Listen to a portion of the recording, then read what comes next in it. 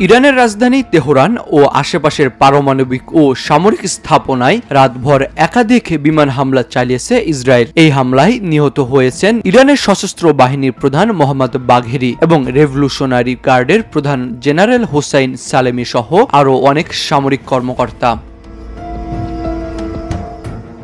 13 June বিবিসির এক প্রতিবেদনে বলা হয়, এই হামলা এখানেই শেষ নয়। ইসরায়েলি প্রধানমন্ত্রী বেঞ্জামিন নেতানিয়াহু ঘোষণা দিয়েছেন, যতদিন প্রয়োজন ততদিন এই অভিযান অব্যাহত থাকবে। তিনি বলেন, এই হামলা ইরানের পরমাণু সমৃদ্ধকরণ কর্মসূচি কেন্দ্রে আঘাত এনেছে।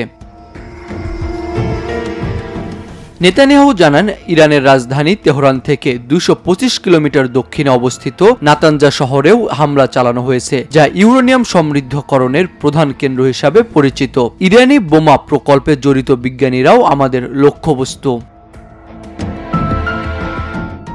হামলার পরই ইসরায়েলের জরুরি অবস্থা জারি করা হয়েছে। প্রতিরক্ষামন্ত্রী ইসরায়েল কাৎজ বলেন, খুব শীঘ্রই ইরান পাল্টা হামলা চালাতে পারে।